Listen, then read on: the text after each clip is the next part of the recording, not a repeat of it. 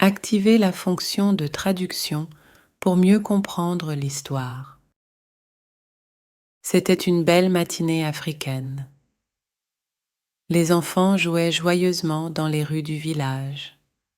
Les femmes lavaient du linge dans la rivière et chantaient des chansons sur les maris paresseux. Le grand chef écoutait les deux hommes assis devant lui. « Grand chef, l'homme à côté de moi est un voleur », a déclaré l'homme plus âgé. « Est-ce vraiment le cas ?» répondit le grand chef. « Alors dis-moi, qu'est-ce qu'il t'a volé ?» « Un de mes moutons, » répondit le vieil homme. « Et quelle est votre réponse à cela ?» demanda le grand chef au jeune homme. « Pourquoi voler des moutons, grand chef ?» répondit le jeune homme. « J'en ai beaucoup. Si j'ai besoin de plus de moutons, je les achète. Je ne les vole pas aux autres. C'est lui le voleur, pas moi. » Le grand chef regarda les montagnes lointaines et sourit. Puis il regarda les deux hommes. Le jeune mentait-il? Il n'en était pas sûr. Mais le vieil homme n'avait pas l'air d'un voleur. C'était un problème difficile. Il n'allait pas trouver la réponse en quelques minutes seulement. Mais le grand chef aimait ce genre de problème plus que tout autre. Il a fallu du temps pour trouver la réponse.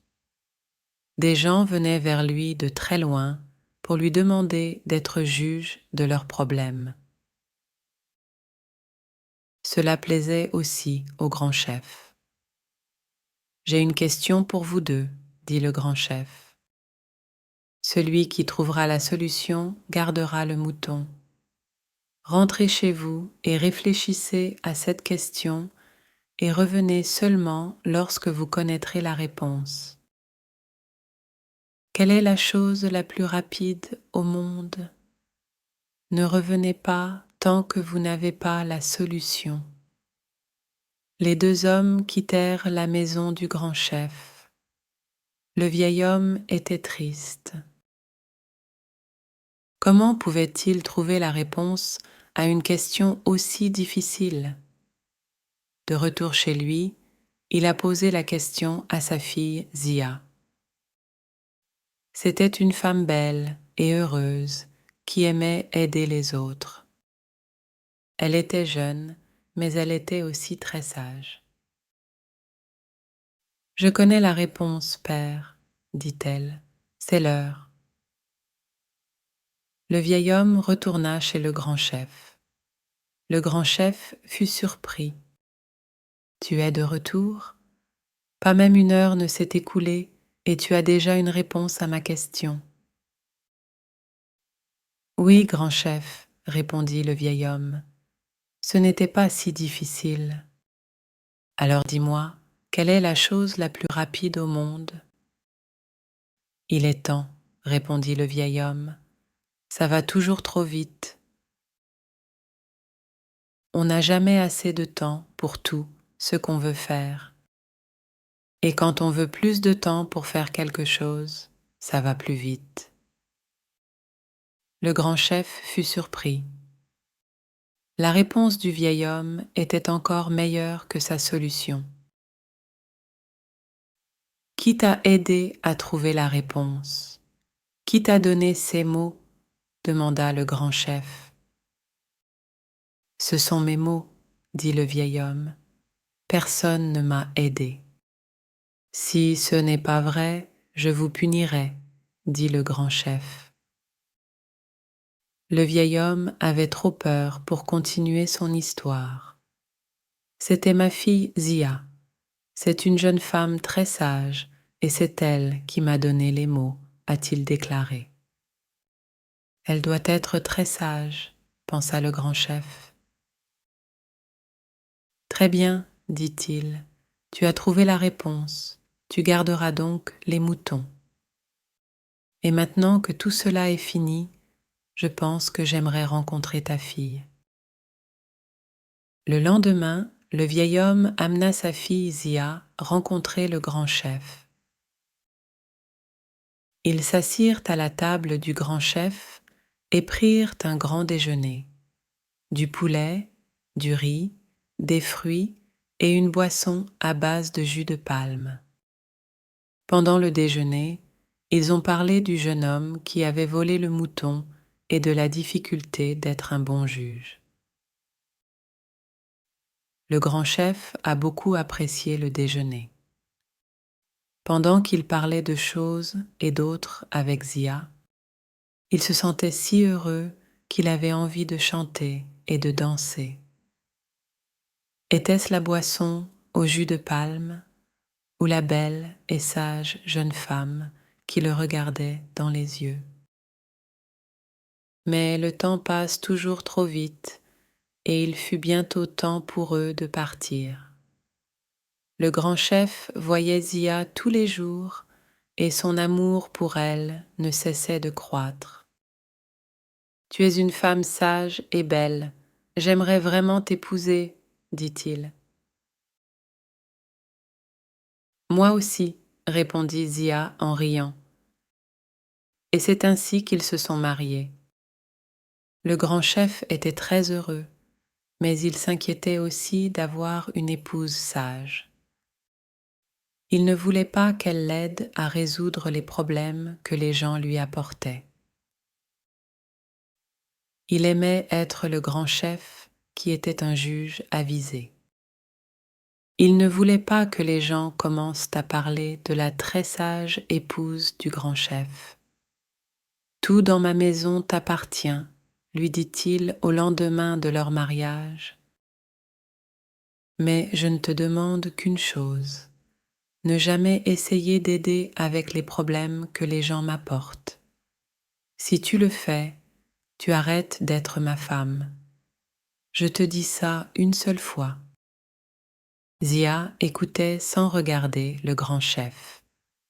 Quand il eut fini, elle sourit. Zia et son mari étaient heureux et la vie s'est bien déroulée pendant un certain temps. Le grand chef écoutait les problèmes des gens comme avant. Zia était occupée avec la maison et les animaux. Le soir, il lui racontait les problèmes de la journée et elle était généralement d'accord avec ses réponses. Mais un jour, deux petits garçons allèrent voir le grand chef à propos d'une vache. Chaque garçon disait que c'était sa vache. Le grand chef leur a posé une question très difficile à répondre. Zia savait quel garçon disait la vérité, car elle le voyait souvent dans les champs avec la vache familiale. Lorsqu'il est passé devant elle cet après-midi-là, il pleurait. Zia lui a parlé. « Dis-moi, petit garçon, qu'est-ce qu'il y a ?» elle lui a demandé. « Le grand chef nous a posé une question à laquelle je ne pourrai jamais répondre, » dit-il tristement. « Qu'est-ce qu'il t'a demandé ?» Sa question était « Quelle est la chose la plus importante au monde ?» Zia savait qu'elle ne devait pas aider le garçon, mais la réponse était facile pour elle et très difficile pour lui. Et il disait la vérité à propos de la vache. « Retournez vers le grand chef maintenant, » dit Zia. « Dites-lui la réponse en CMO, c'est de l'air. L'air est tout autour de nous. Quand nous marchons devant nous, il n'y a que de l'air et encore de l'air. Quand nous regardons le ciel, il y a de l'air jusqu'à nous pouvons voir. » Le petit garçon alla voir le grand chef. Il a dit les mêmes mots que Zia lui avait dit.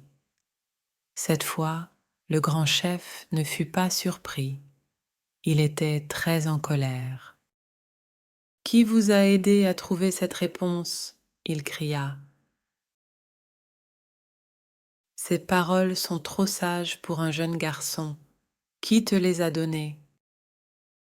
Ce sont mes paroles, grand chef, dit le garçon. Personne ne m'a aidé à trouver la réponse.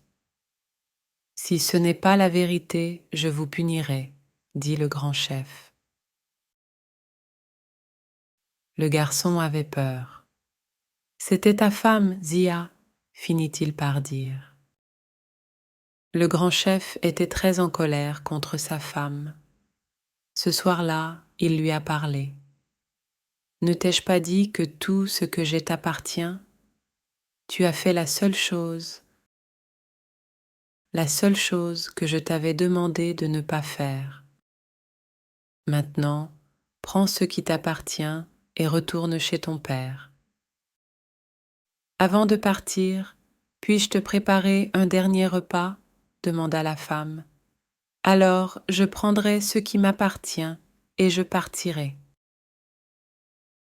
Oui, répondit le grand chef. Faites ce que vous voulez manger. Prenez ce que vous voulez. Assurez-vous simplement que vous n'êtes pas encore là demain. Zia préparait le plat préféré du grand chef, du poulet avec du riz et des légumes. Pendant qu'il mangeait, elle lui donna une boisson forte à base de jus de palme. Elle lui en a donné plusieurs tasses. À la fin du repas, le grand chef se couchait et dormait. Avec l'aide de sa famille, Zia a transporté le grand chef jusqu'à la maison de son père. Ils l'ont mis sur un lit et il est resté profondément endormi toute la nuit. Le matin, une grande voix réveilla tout le monde dans la maison. « Où suis-je? Qu'est-ce que je fais ici ?» cria le grand chef. Zia accourut dans la pièce en riant. « Tu as dit que je pouvais prendre tout ce que je voulais dans ta maison. Je te voulais, alors je t'ai pris. » « Vous êtes vraiment sage, » sourit le grand chef. « Viens, rentrons ensemble chez nous. Seul un homme stupide renverrait une femme aussi sage. » « Et vous, mon grand chef, n'êtes pas un homme stupide, » dit son intelligente épouse.